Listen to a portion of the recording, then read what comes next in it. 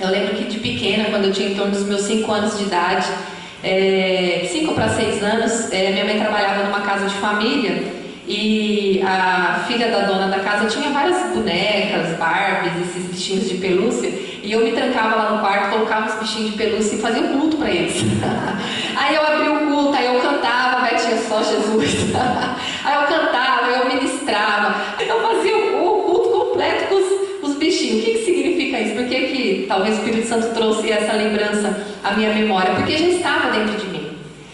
O que o Senhor tinha através da minha vida, a ideia já estava dentro de mim. Só que eu levei muitos anos para acessar isso. Eu levei muitos anos para começar a viver isso. Então eu acredito que cada uma de vocês tem um anseio no coração. Tem algo que às vezes vocês nem sabem como fazer, o que fazer, de que forma desenvolver. Umas já estão bem adiantadas, já são maduras, já têm muito tempo de ministério, mas talvez esteja num tempo de estar cansada. Mas está aí dentro, a gente precisa fazer isso vir para fora, né? E assim foi, mas eu nunca, gente, até em torno dos meus 30, 31 anos de idade, embora eu tivesse esse anseio, embora na minha adolescência eu tivesse vivido muitas experiências em retiros, em acampamentos, como a gente está vendo esses jovens aqui, eu nunca tive uma clareza assim, eu vou ser uma pastora. Eu queria, era muito claro o chamado missionário, eu tinha um forte chamado missionário de querer falar de Jesus aonde eu fosse. Embora eu sempre fui uma pessoa muito tímida, muito introvertida, o que me dificultava um pouco em relação à minha vida pessoal, mas quando se tratava de algo relacionado para Deus, essa vergonha ela realmente ia embora. Então eu já teve um período aí nos anos 90 em que ocorriam muitos cultos em praças públicas, e eu ia lá e entregava os folhetos e falava do amor de Jesus e cantava também, porque não tinha muita opção, né, gente? Tinha cantoras assim como hoje, né? Escrevia letras de rap naquela época, especificamente nesse ministério. A gente trabalhava com casas de recuperação de homens e mulheres e tal. Então nessa questão eu sempre fui muito entregue para fazer, só que algo sempre me boicotava. Quando eu tinha, tirando a minha história de vida que incluiu abuso, rejeição desde o ventre materno, abandono, muitas questões emocionais que foram sendo construídas ali na minha história de vida, o que ocasionalmente, fatalmente, resultou no meu comportamento. Então a gente é resultado daquilo que a gente recebe desde o ventre da nossa mãe, da cultura, das crenças, dos sentimentos, do que é passado pra gente, das experiências que nós vivemos. Nós não tem como negar que nós somos resultado disso. E a forma como nós vamos lidar conosco, com o nosso cônjuge, com os nossos filhos, inclusive ministerialmente, está muito ligada com essa construção mental nossa, com quem nós somos. Só que às vezes a gente acha que está fazendo o que é certo, pensando que aquilo é melhor para o outro, mas às vezes a gente está fazendo o que é certo da maneira errada.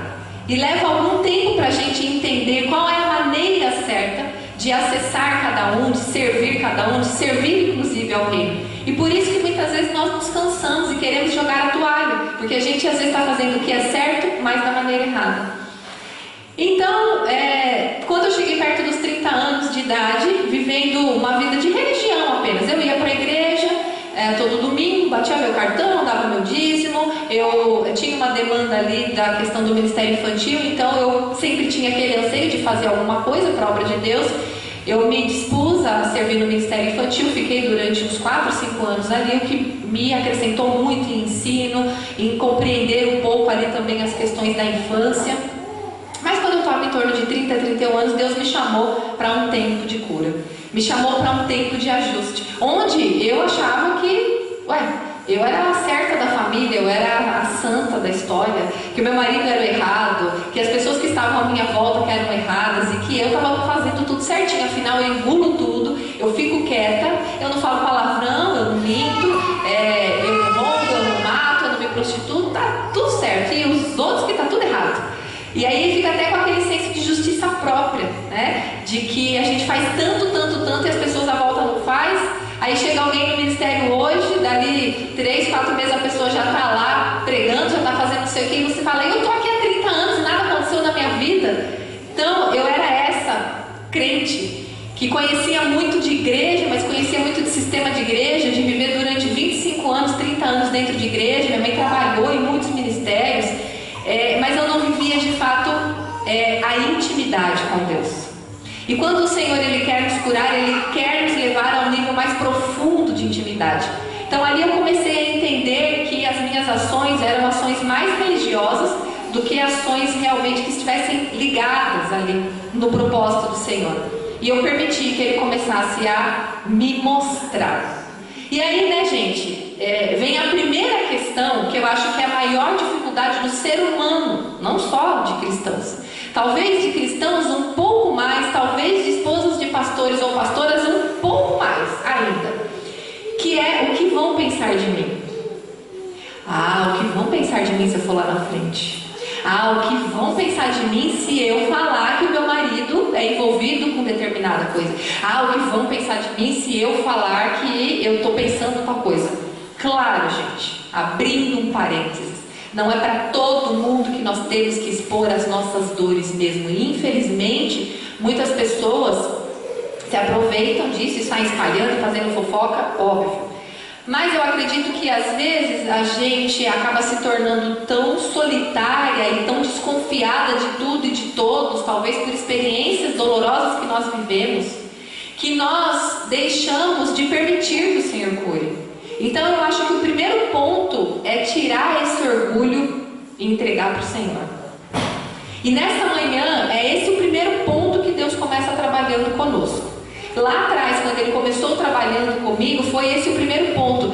Tirar esse orgulho de que eu sou a certa, de que o meu marido que é o errado, de que eu sou a santa, que eu que frequento a igreja há não sei quanto tempo, que eu que conheço todas as músicas, que eu que oro, que eu que sirvo, que eu que... Então a gente tem que tirar isso, o eu faço. Ou até tirar o que vão pensar de mim, essa preocupação excessiva com o outro. E permitir realmente entender que nós estamos aqui, gente, no mesmo barco. Nós estamos aqui no mesmo barco. Às vezes a luta que a tua irmã está aí do lado é a mesma luta que você está vivendo, só que talvez com experiências diferentes. Mas às vezes Deus está querendo tratar a mesma questão de caráter. Às vezes Deus está querendo tratar orgulho. Às vezes Deus está querendo te tornar resiliente, te forjar, te fortalecer para você realmente saber como enfrentar tudo que tem pela frente. Ele sabe qual o plano que Ele tem para a sua vida. Ele sabe os propósitos que Ele tem para a igreja que Ele plantou você como seu esposo. Ele sabe as pessoas difíceis que Ele confiou às tuas mãos. Então, às vezes essas experiências que você está vivendo, que muitas vezes te levam a pensar em desistir, é exatamente o instrumento de Deus para te tornar forte, para dar resiliência a você, para você conseguir alcançar o objetivo que Deus tem para a sua vida. Para isso nós precisamos nos despir. Para isso nós precisamos, nesse primeiro ponto, arrancar esse orgulho. Então nesse período da minha vida, é isso que eu tive que fazer. Entender que eu sim preciso de cura.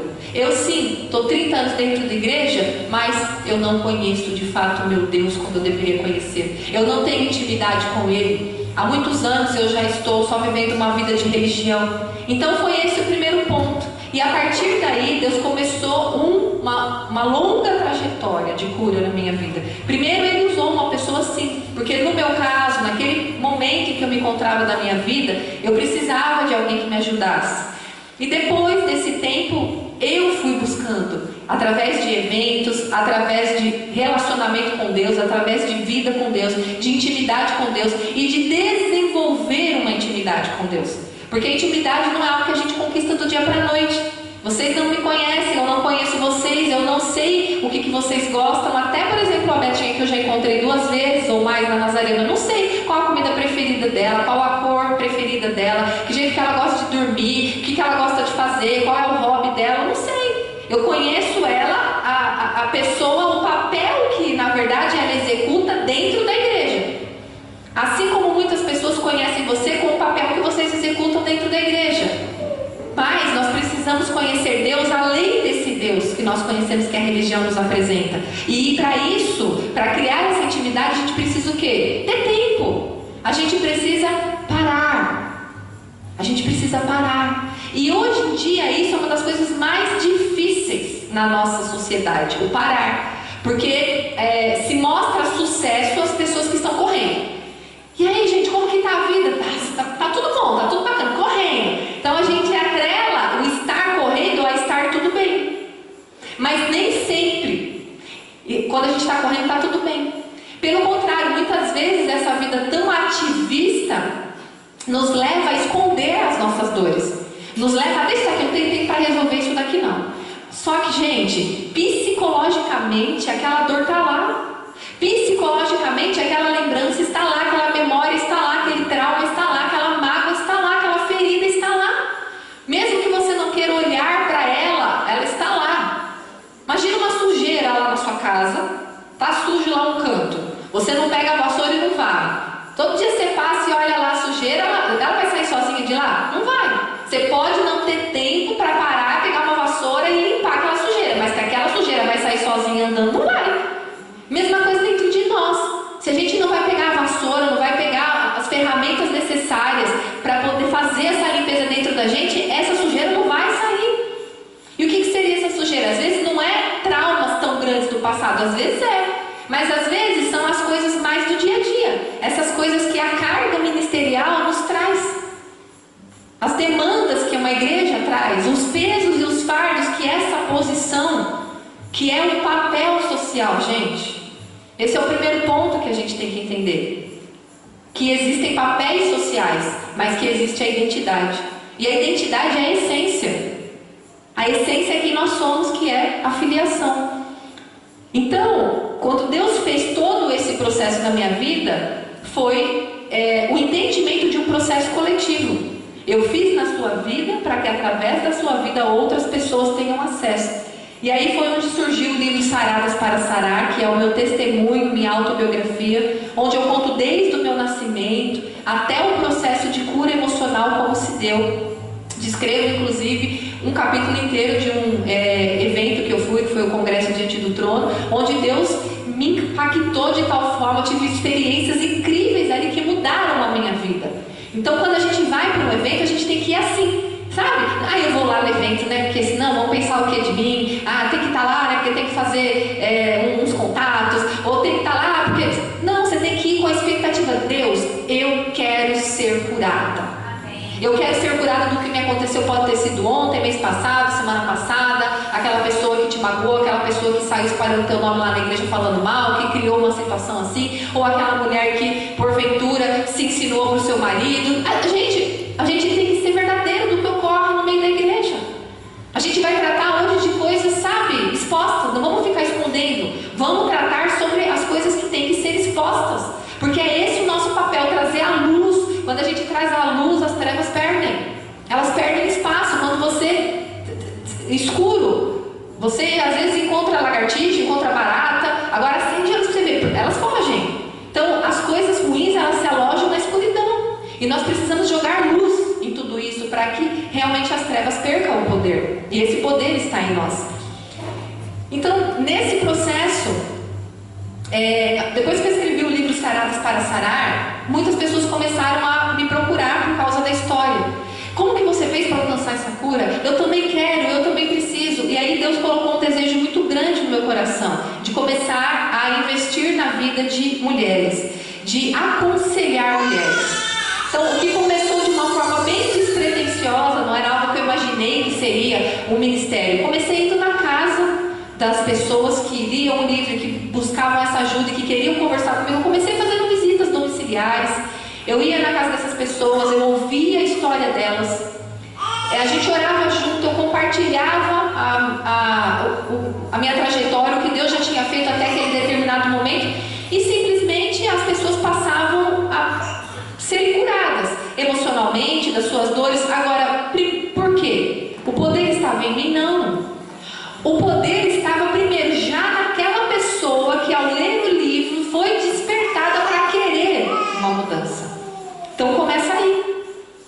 E aí a gente se dispõe, claro que o Senhor precisa de nós para nos dispormos, porque Ele precisa das nossas mãos, dos nossos braços para abraçar. Ele precisa de nós como seres humanos para dialogar com o outro, porque muitas vezes essas pessoas que estão feridas, machucadas, elas não conseguem logo de cara ter esse entendimento dessa plenitude de Deus, desse relacionamento com Deus. Então nós que vamos ser esse canal de apresentar a paternidade, de apresentar o amor através da nossa vida. Nós vamos mostrar para a pessoa que há esperança, que dá para ela saírem dali. Então eu acredito que cada um de vocês viveram histórias de dor, viveram histórias histórias de fracasso, viveram histórias de perda. E vocês podem compartilhar isso e alinhar a dor para que o outro se sinta mais normal, sabe?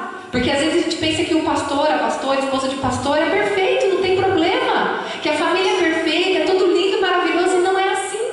Porque todos nós estamos aqui na terra vivendo os nossos desafios e sendo trabalhados nisso, para que a gente possa inclusive ajudar outras pessoas. Então aí, gente, eu trabalhei durante 5 anos e meio, atendendo pessoas, ajudando e ouvindo todos os tipos de história que vocês podem imaginar. E quantas pessoas ali foram curadas, sim. Mas também quantas pessoas, ao meu ver, na minha ótica, naquele período, naquele momento, parecia que não tinha tido efeito, sabe? Parecia que eu tinha perdido meu tempo. E aí é nesse ponto que eu quero começar a tratar com vocês, para a gente discorrer o que o Espírito Santo ministrou. Eu quero ler 2 versículos inicialmente com vocês. Vocês não precisam abrir, quem estiver anotando pode anotar para ganhar tempo. Quem tiver fácil aí quiser abrir, tudo bem. Efésios capítulo 1, versículo 5. Efésios 1, 5. A versão que eu vou ler é a NVI. Diz assim: em amor nos predestinou para sermos adotados como filhos por meio de Jesus Cristo, conforme o bom propósito da sua vontade, para o louvor da sua gloriosa graça, a qual nos deu gratuitamente no amado. Então, a primeira coisa que eu gostaria que vocês entendessem, ou se vocês já sabem disso, que fossem lembradas e reforçadas, é que antes de vocês serem esposas, antes de vocês serem mães, antes de vocês serem esposas de pastores, ou algumas aqui que também são pastoras, vocês são filhas amadas. Essa é a essência de vocês que nunca vai mudar. Porque hoje vocês podem ser esposas de pastores e amanhã ou depois acontecer alguma coisa, o seu esposo não quiser mais ser pastor e você não ser mais esposa de pastor. Aquilo é apenas um título, aquilo é apenas um papel social do qual você foi designada para fazer por um período, tá? Mas não significa que você é essa pessoa todo o tempo. Por que é importante você saber disso? Porque nós somos sugadas todo momento. As pessoas se apoiam em nós e veem em nós as super mulheres, as mulheres que não passam por nada, que é forte, que não tem problema, então que sabe de tudo, que tem todas as respostas, e nós não temos. Nós temos as nossas demandas, nós temos as nossas dificuldades, as nossas circunstâncias, e precisamos também da graça de Deus todos os dias. Então esse é o primeiro ponto, que você tem que entender que essa é a sua essência, e aí Deus fez conforme o bom propósito dele. E aí esse bom propósito dele vai entrar no quê? Qual é o seu chamado? Porque assim, gente, há um peso muito grande sobre a vida de esposa de pastores, que ela tem que ter ministério de mulheres, que ela necessariamente tem que trabalhar com mulheres, e não. E o que eu quero dizer para vocês, gente, que vocês têm que hoje tirar esse fardo de vocês. Quem sente paixão para isso, glória a Deus, significa que esse é o propósito, como nós lemos em Efésios, para o qual Deus designou você. Quem não sente essa paixão, glória a Deus também, porque o seu propósito é outro, de acordo com o que Deus designou a você. Então essa é a primeira coisa que a gente tem que desmistificar.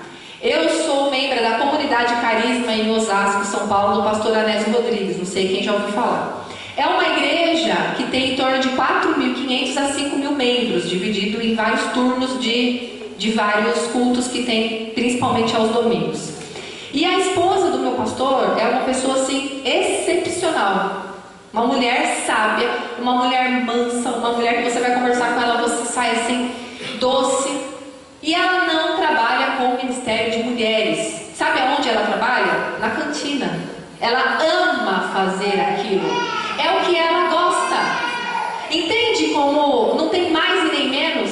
A pessoa não é mais importante porque ela está no microfone, porque ela está pregando, porque ela está cantando, ou porque ela é a esposa do pastor que faz isso, que faz aquilo. O que eu quero dizer para vocês é que sim, nós somos chamadas para servir. E isso independe de sermos pastoras, esposas de pastores, porque como cristãos, nós temos a função de servir. Nós temos esse legado do Senhor Jesus Cristo que passou para nós. Então, agora nós precisamos encontrar aonde nós devemos servir. Por quê? gente, se a gente estiver fazendo algo que nós não fomos chamadas a fazer, isso não vai nos trazer prazer. O nosso cérebro, gente, cientificamente, ele é programado para receber recompensa. Ele é programado para isso. Você observa o quê? Um bebezinho. O bebezinho começa a andar, faz alguma coisa, uma gracinha. Para que ele olha? Para o pai, para a mãe, para os cuidadores, para as pessoas que estão ali próximas. Para quê? Porque ele quer receber o quê? Uma recompensa. Isso, muito bem, meu amor, parabéns, não sei o quê. Ele é motivado, ele está aprendendo a andar. Ele vai ser motivado a andar se ele está andando e ninguém aplaudir, se ninguém incentivar, ele não vai ser motivado. Então, o nosso cérebro, ele é feito por motivação. Isso compõe a estrutura. Existe uma questão na psicologia que vai tratar sobre os processos psicológicos básicos, ou seja, o que compõe a nossa estrutura psíquica e emocional. Como a gente é, como a gente pensa, como a gente toma decisão. O porquê que eu tomo tal decisão. O porquê que eu tenho tal ação. Isso está ligado com todos esses processos que são desenvolvidos dentro de nós. E nisso, gente, a gente precisa pensar no que o nosso cérebro estabeleceu como recompensa, que está ligado à nossa motivação, que está ligado ao nosso chamado de vida. Quem que colocou em nós a paixão e o desejo? O Senhor. E às vezes, gente, essa paixão talvez ainda não surgiu na sua vida, como na minha vida não tinha surgido de uma forma tão intensa até os meus 32 anos. Mas quando ocorre essa revelação, esse chamado, essa intensidade, o Espírito Santo começa a trazer à sua memória todas as experiências que sinalizam que realmente já era aquilo que era o propósito dele para a sua vida. Como eu comecei contando minha história. Quando o Senhor me chamou para o ministério e me colocou nisso, Ele começou a me levar em memória lembranças das experiências que eu vivi na adolescência, do anseio que eu tinha na adolescência de ser uma missionária, de quando eu era criança que eu ficava pregando para os bichinhos. Então ele vai trazendo essa construção para você entender, é isso mesmo. Porém, nós também podemos fazer, gente, diversas coisas durante a nossa trajetória aqui na Terra. Às vezes o Senhor vai estabelecer aquele tempo na nossa vida por um período para fazer uma determinada função. Então, durante 5 anos, de repente, Deus vai colocar um anseio no seu coração para trabalhar com crianças, ou com idosos, ou com deficientes, ou com pessoas que estejam em hospitais, ou com aconselhamento a mulheres. Determinado período, Deus pode fechar o seu coração para aquele tipo de trabalho e abrir o seu coração para uma outra coisa. Mas se você for observar, tudo que você estiver fazendo vai estar ligado no mesmo propósito, que é amar, que é acolher, que é consolar, que é instruir, que é ser cristã. Então o propósito, eu quero que vocês entendam, não muda. Mas às vezes a função que você desempenha, ela pode mudar, e não se sintam culpadas por isso. Porque às vezes você cansou. Às vezes você chegou num tempo da sua vida que não dá mais, eu não consigo dar mais um passo em direção a isso. E se isso está trazendo peso para você, talvez você precise parar, refletir com o Senhor e buscar qual é a nova etapa, qual é a nova trajetória, qual é o novo trabalho. É como uma empresa. Você é funcionário de uma empresa. Teu nome está lá, registrado no RH. Mas você entra fazendo um trabalho. Daqui um pouco, o teu chefe vê que você tem habilidades, que você consegue desempenhar mais funções, ele vai te dando mais funções. De repente você não está fazendo mais o que você começou, você está fazendo uma outra coisa. Mas você continua sendo funcionária daquela empresa. E qual é o propósito seu como funcionário daquela empresa? Desempenhar o melhor papel para o crescimento daquela empresa, para bons resultados naquela empresa. Seja você, mas eu não trabalho na área comercial. Por exemplo, que é uma empresa, que toda empresa tem essa questão comercial para se manter e sobreviver. Mas você não trabalha na área comercial, o que minha vida impacta na empresa? Você trabalha no RH, por exemplo.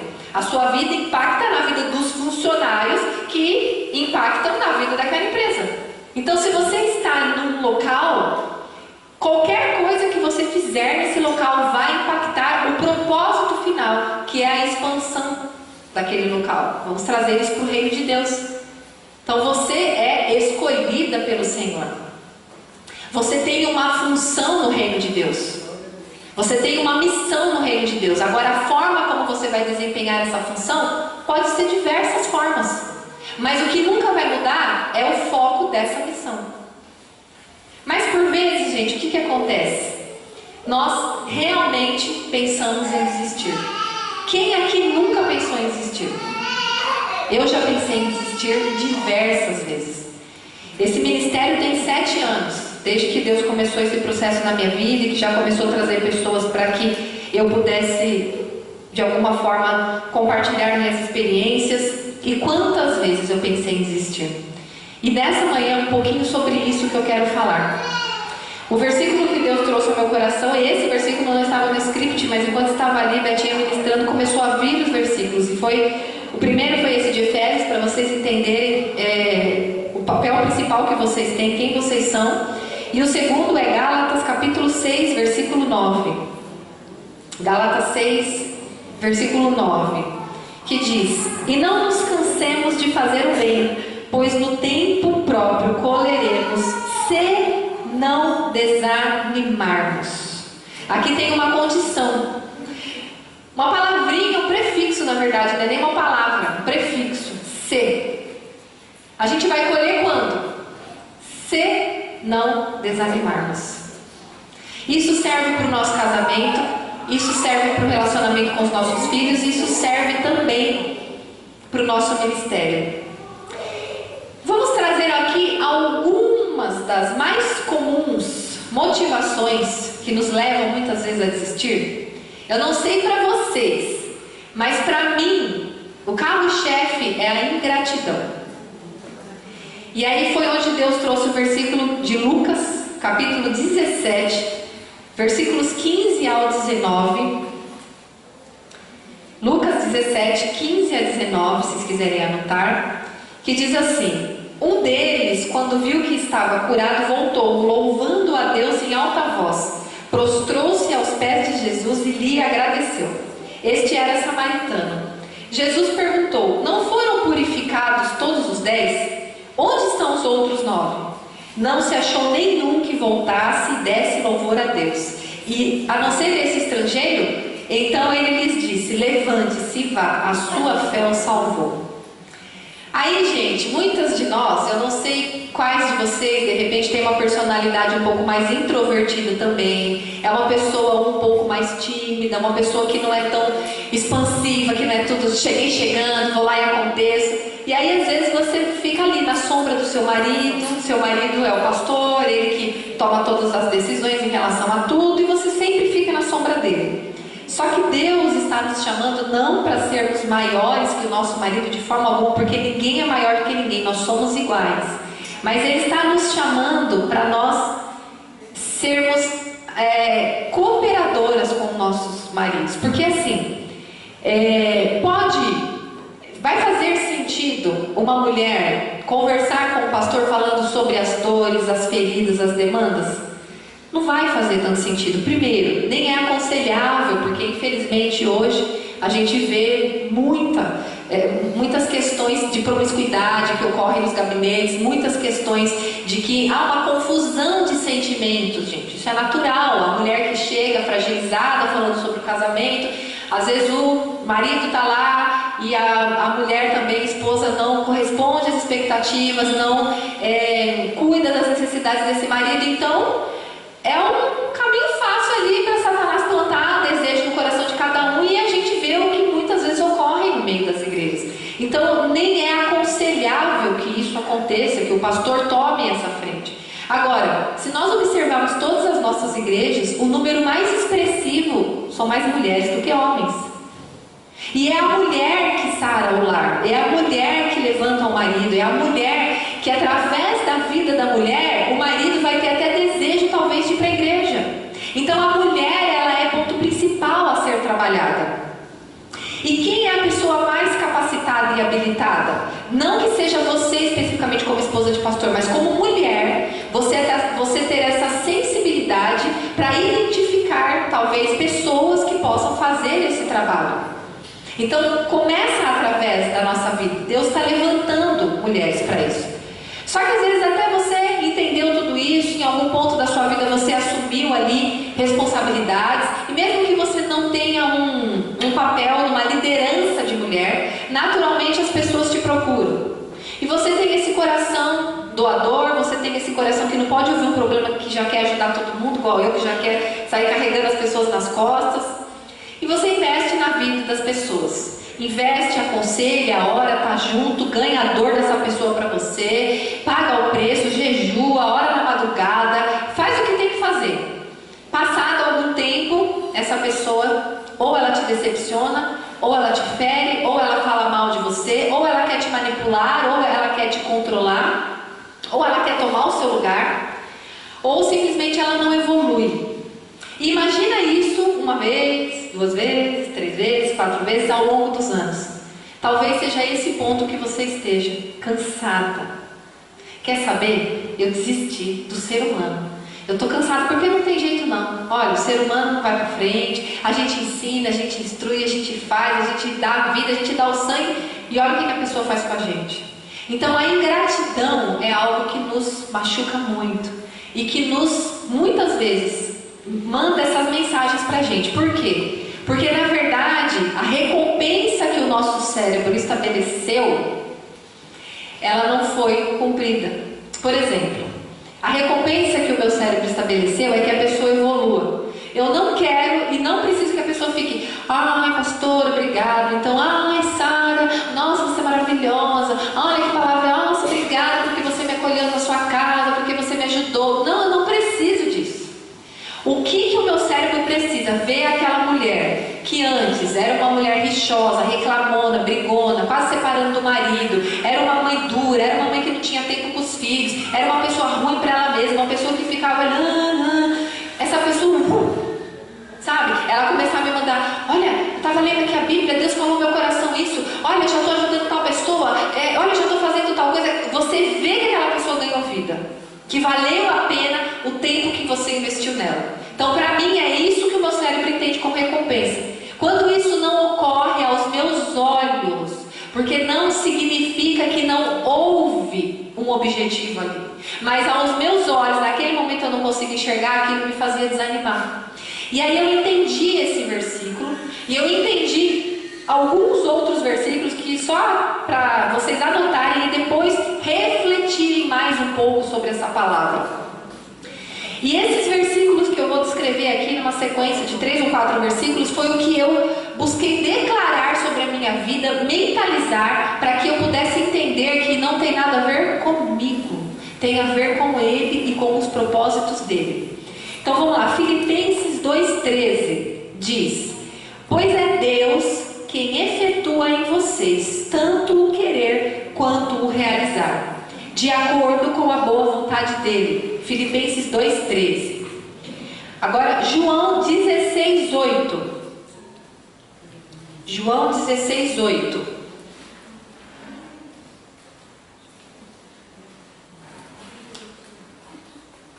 Diz assim: quando ele vier, convencerá o mundo do pecado, da justiça e do juízo. João 8,32. E conhecerão a verdade, e a verdade os libertará. Filipenses 1,6. Filipenses 1,6. Estou convencido de que aquele que começou a boa obra em vocês vai completá-la até o dia de Cristo Jesus. Romanos 15:1.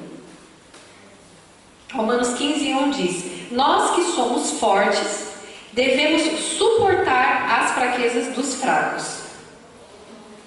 Esses versículos, gente, atrelado ao Gálatas 6:9, foram o que me sustentaram durante o período em que eu pensei: não dá, meu Deus, a gente investe, a gente faz, a gente isso, a gente aquilo e não dá. E tem uma outra questão também, que eu não coloquei aqui esse versículo, mas me veio aqui agora, que é aquele que fala onde Paulo plantou, Apolo regou, e muitas vezes a colheita vai vir, mas vai vir num tempo e num outro momento em que nós não vamos ter acesso, mas não significa que aquela primeira semente que nós semeamos não teve efeito na vida daquela pessoa. Então é a gente entender que até Foi até aqui para o que Deus me designou? Então, Senhor, agora eu entrego nas tuas mãos, que o Senhor possa preparar outra pessoa para dar continuidade. E assim Deus faz. Por quê? Porque aquela pessoa, ou as pessoas que Deus confiou a vocês, como igreja, não pertencem a vocês, gente. Elas são também filhos, filhas amadas de Deus, que também foram escolhidas segundo alguns propósitos que Deus estabeleceu sobre a vida delas. E a gente só é colaboradora desse propósito por um período. Eu gosto muito da analogia do ônibus. Imagine que a sua vida é um ônibus e você está ali juntamente com Jesus Cristo no comando deste ônibus. O ônibus, gente, ele sai do terminal, da garagem, e ele vai até o ponto final, correto?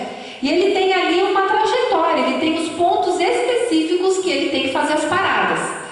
Em cada parada, algumas pessoas descem e algumas pessoas sobem. E isso ocorre durante todo o trajeto do ônibus, ok? Tem algumas pessoas que elas iniciam lá na garagem, elas entram lá no terminal e vão descer no ponto final. E ela vai passar por todo o trajeto. Esse é o destino dela. Assim é na nossa vida. Nós saímos lá do ventre da nossa mãe. E tem pessoas que estão conosco desde essa garagem. Talvez os nossos pais. Por alguns momentos a gente faz algumas paradas. E aí sobe o marido. E aí sobe os filhos. E esses vão com a gente também até o ponto final. Mas tem pessoas que vão subir e descer, às vezes no ponto seguinte. Às vezes você não pega um ônibus para descer no ponto seguinte. Ai, tô preguiça de andar. Só vou rapidinho ali. Tem gente na nossa vida que passa e vai. Você fala assim, nossa, aí você fica, por que aquela pessoa ela me abandonou, ingrata, foi embora, tudo que eu fiz pra ela, que não sei o que. Era o ponto dela. E às vezes, gente, que tem gente, já viu aqueles motoristas loucos que não para? Já peguei uns assim, você tá dando sinal e o cara passa voadão, sei lá o que tá acontecendo, se tem algum problema, o cara não para, todo mundo, tem gente que tá assim na sua vida, dando sinal, para, que eu quero descer, e você não abre a porta pra pessoa descer. Abre a porta, deixa ela descer e seguir o caminho dela.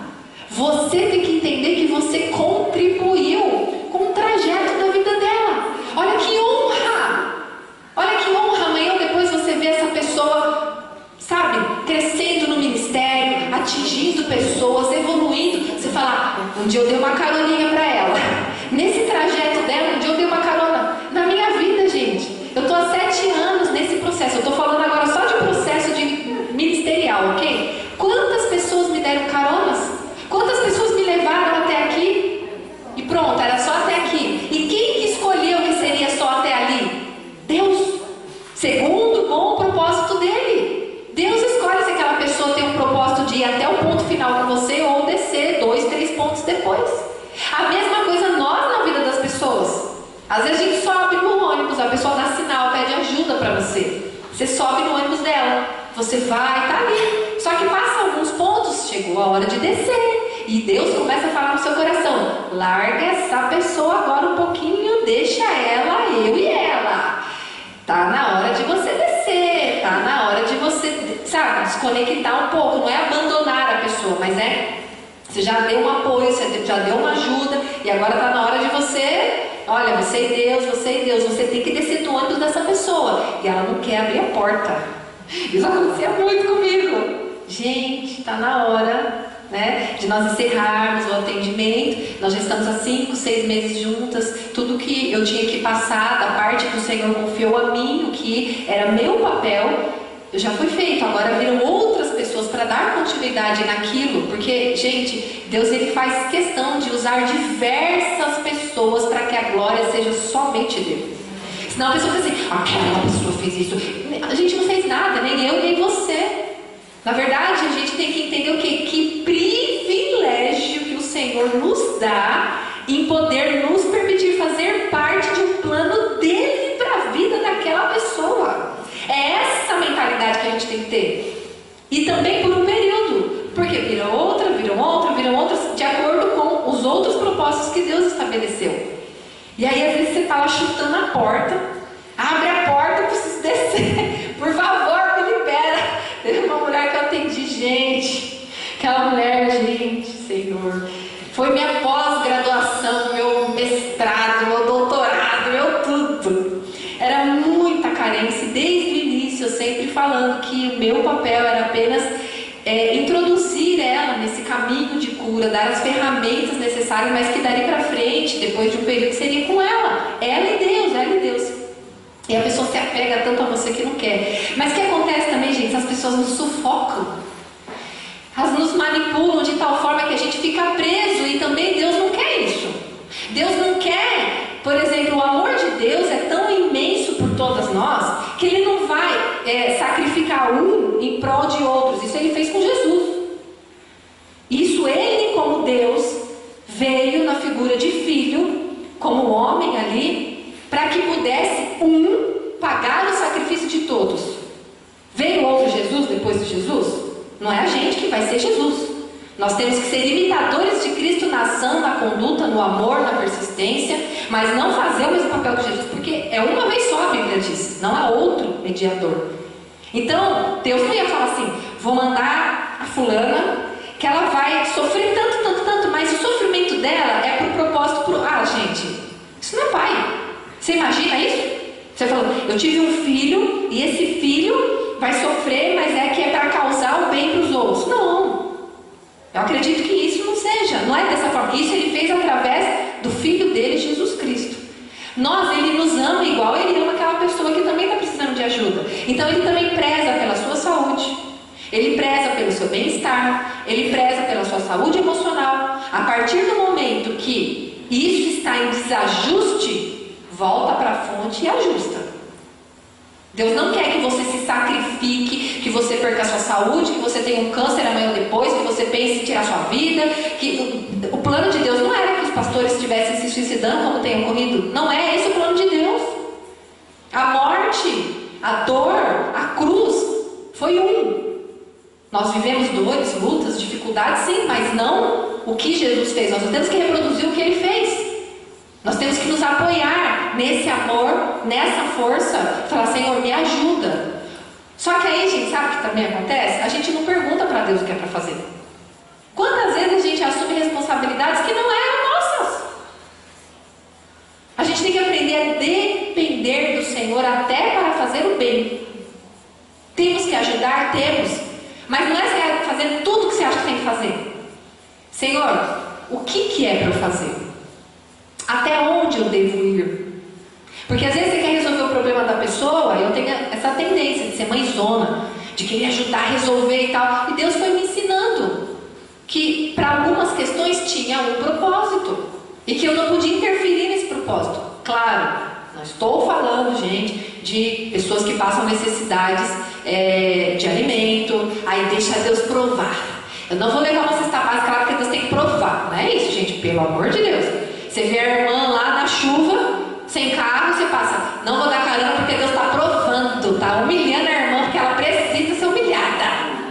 Não é isso, gente, por favor. Eu estou falando daquela coisa que você quer resolver o problema da pessoa. Você quer dar a resposta, você quer dar a coisa pronta. Será que é para você dar pronto? Ou será que é para você só dar instruções e ferramentas? E como a gente sabe isso? Tendo uma afinação com o Senhor, tendo uma intimidade com Ele, tendo uma sensibilidade onde a gente vai entender até aonde a gente pode ir, de que forma a gente pode fazer. Com certeza, gente, se vocês fizerem isso, vocês não vão ficar sobrecarregadas. Eu posso dizer isso para vocês. Porque é o que acontece na minha vida. De uma forma ou de outra, as pessoas elas querem ouvir. Como foi? As pessoas querem alcançar. Não é possível, você passou por tudo isso e você hoje curada. Claro, temos dificuldades, temos nossos problemas como todo mundo tem, mas aquela dor, aquela tristeza, aquele sentimento horrível que me prendia, não tenho mais, eu sou livre. Então as pessoas querem isso e eu quero compartilhar, só que eu não dou conta de tudo. Então quando as pessoas começaram a WhatsApp, olha, gente, eu não faço aconselhamento por WhatsApp. Imponha limites, gente. Imponha limites com amor, com gentileza. Porque se você não impor limites com amor e com gentileza, você vai permitindo lá na frente, você vai estourar e você vai ser a grossa, a estúpida. Isso aqui, viu o que ela fez? Nossa, que grossa. Ela não era assim. Nossa, ela era tão meiga, ela era tão educadinha. Ah, estava escondida aquela pessoa ali. Olha que soberba, que arrogante. Por quê? Porque você permitiu que as pessoas te manipulassem. Você fez concessões, você ficou sim para tudo. Não é sim para tudo. Nós temos que aprender a dizer não. Com jeito, impondo. E aí, gente, se a pessoa não gostar, não tem mais a ver com você. Se você foi educada, se você impôs o limite de uma forma ali na dependência de Deus, porque assim, muito mais como você fala do que o que você fala, né? Então cuidado com isso. Você sabe que você tem que falar não, mas como você vai falar esse não? Então você vai ter que passar o quê? Tempo com Deus, na dependência dele, pedindo para ele te dê graça, sabedoria, respirar fundo, conta até 10. Ai, me ajuda, porque calor é difícil, porque tem gente que é difícil, gente. Tem gente que é difícil. Mas ela não é difícil porque ela quer, entendeu? Embora pareça que é porque ela quer. Mas porque tudo que ela viveu, construiu aquela pessoa, então a gente precisa saber como. Porém, não é dar concessões, sabe? Que a pessoa passou por um monte de coisa, eu tenho que, nossa, tá, eu tenho que ter cuidado com ela, pisando em ovos, tem que saber o que falar para a irmã. Não, é só você saber como falar para não ofender, mas não na preocupação, ai, que eu não posso falar isso. É tudo muito tênue, as linhas são muito tênues em relação a tudo. Quem vai te dar a forma correta de falar? O Espírito Santo de Deus. Mas quando você impõe de uma forma natural, a pessoa respeita. Não precisa você chegar lá na frente de, né? Que tem hora que você fica, você não fica. Por que você chega nesse ponto? Porque você foi fazendo concessões que não eram para serem feitas.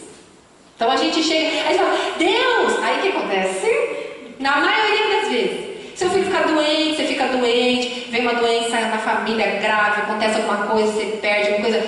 É Deus. Aí você vai para quem? Né? Vai culpar Deus e vai cobrar de Deus. Eu te sirvo na sua obra há 30 anos, porque eu fico de madrugada orando pelas irmãs, porque eu fico aconselhando, porque eu não paro, porque eu não tenho vida. Aí Deus vai falar assim, quem mandou você fazer tudo isso?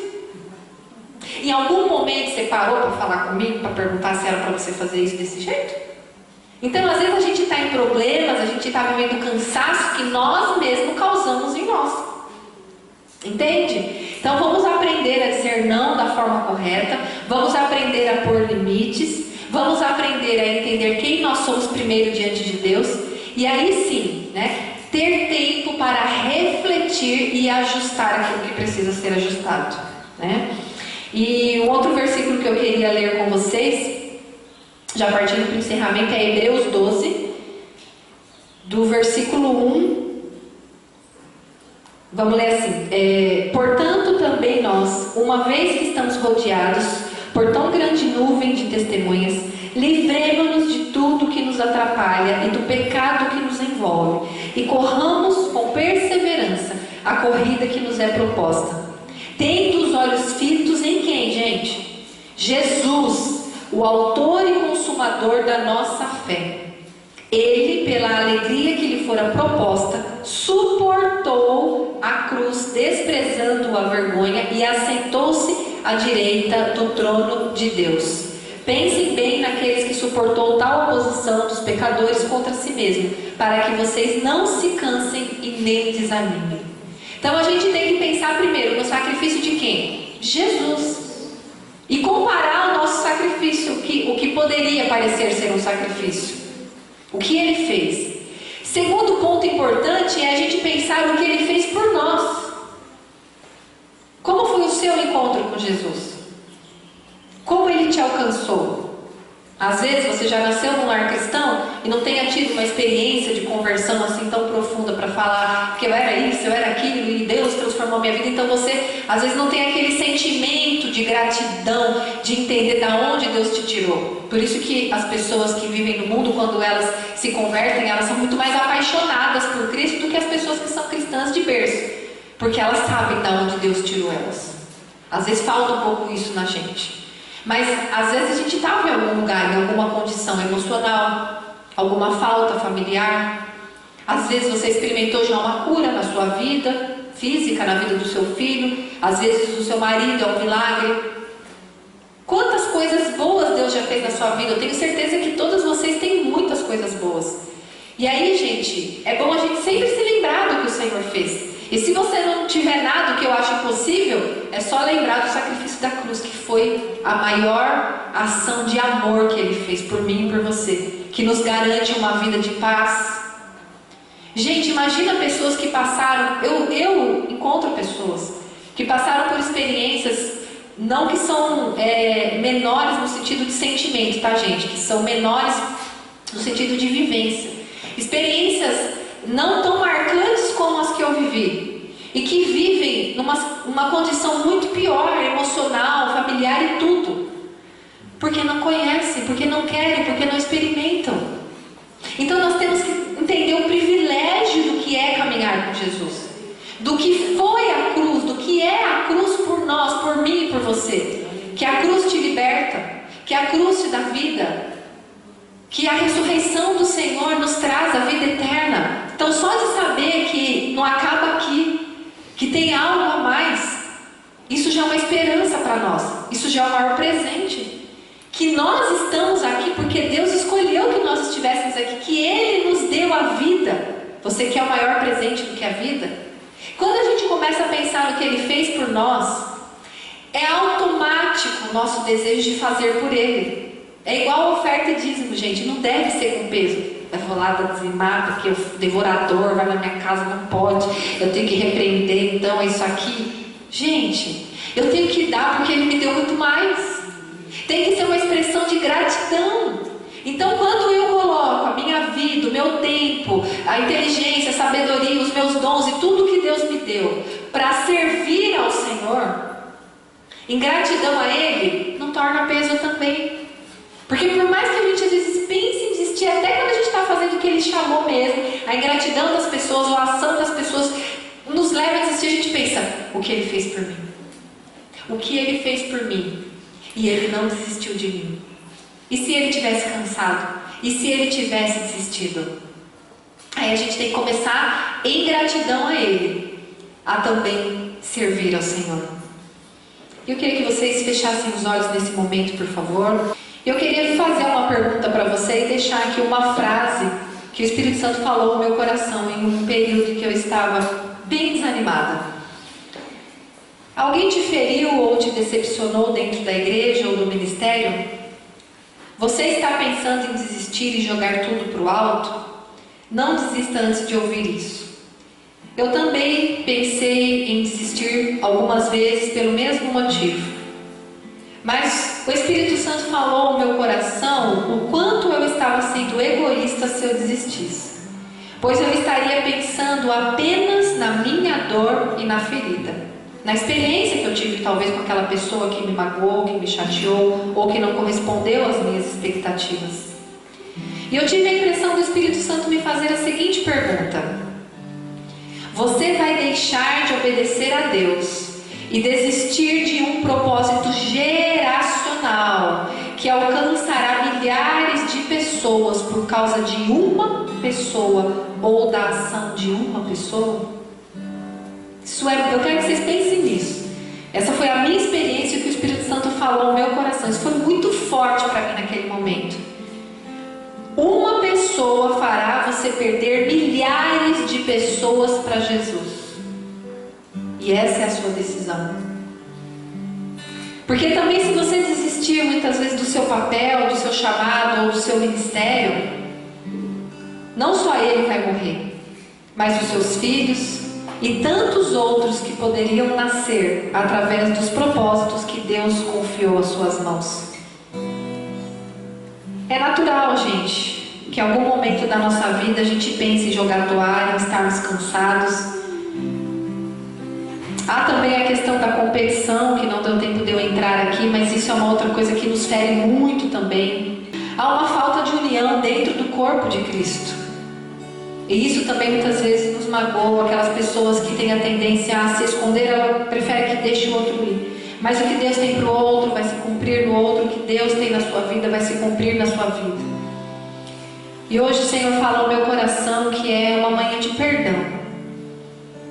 E a gente tem que liberar perdão primeiramente para a igreja de Cristo. Porque muitas dessas pessoas que nos feriram, que nos magoaram, que nos chatearam, representam a igreja de Cristo. E Cristo morreu pela igreja. Cristo ama a igreja. Cristo está buscando adornar a sua igreja, preparar a sua igreja para o grande casamento. E nós fazemos parte disso como igreja e também como cooperadores em relação a esse propósito.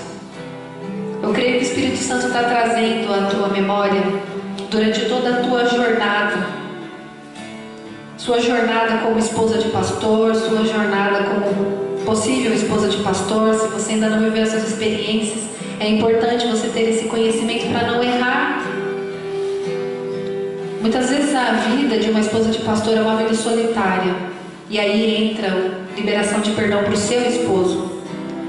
Quantas vezes você se sentiu trocada pela igreja? Quantas vezes o seu esposo largou tudo, saiu madrugada, muitas vezes até agiu de uma forma que te trouxe dúvida, te trouxe desconfiança, te trouxe ciúmes. Muitas vezes o seu esposo não ocupou o papel de pai dentro da casa, você teve que assumir essas demandas da casa, da criação dos filhos. Às vezes os seus filhos estão um pouco distantes, machucados por causa da igreja também, porque roubou o pai. Quantas vezes você foi invadida na sua privacidade? Você não tinha... A sua casa era uma extensão da igreja. Vivia todo mundo lá, palpitando, comendo, criticando. Muita gente dentro da sua casa. Quantas vezes você viajou, passeou com pessoas junto com a sua família? Talvez você não tenha tido oportunidade ainda de viver só você e a sua família, sem que a igreja sempre esteja presente. Quantas vezes você foi cobrada de assumir funções e ministérios que não eram aquilo que tinha no seu coração? Quantas vezes você foi cobrada de ser a mulher perfeita, a mãe perfeita? Porque os seus filhos têm que ser perfeitos. Eles não podem errar, eles não podem correr, não podem fazer bagunça, tem que ser perfeito. Quantas vezes você foi cobrada de ser doce, delicada, que você não pode ter uma personalidade forte? Quantas vezes você foi cobrada de andar bem vestida, tem que estar sempre maquiada? E aí às vezes você está bem vestida e as pessoas, lá, deve estar usando dinheiro da igreja. Se você está largada, fala, nossa, mas que relaxo. Quantas vezes você foi criticada, difamada, mal interpretada, julgada, traída, enganada, talvez até usada, não respeitada, não valorizada? Às vezes a esposa de pastor é aquela que não tem nome. Ela é a esposa do pastor. Mas você tem um nome. Você tem uma identidade. Você é filha amada. Deus te escolheu. Mesmo que Ele tenha te colocado diante de uma situação ou de circunstâncias que muitas vezes te levem a uma dor, hoje é manhã de cura. E eu queria deixar vocês muito à vontade, para vocês virem à frente, ou para vocês ajoelharem, ou para vocês ficarem sentadinhas, como vocês quiserem. Se puder apagar as luzes do salão, por favor. Que seja agora um tempo de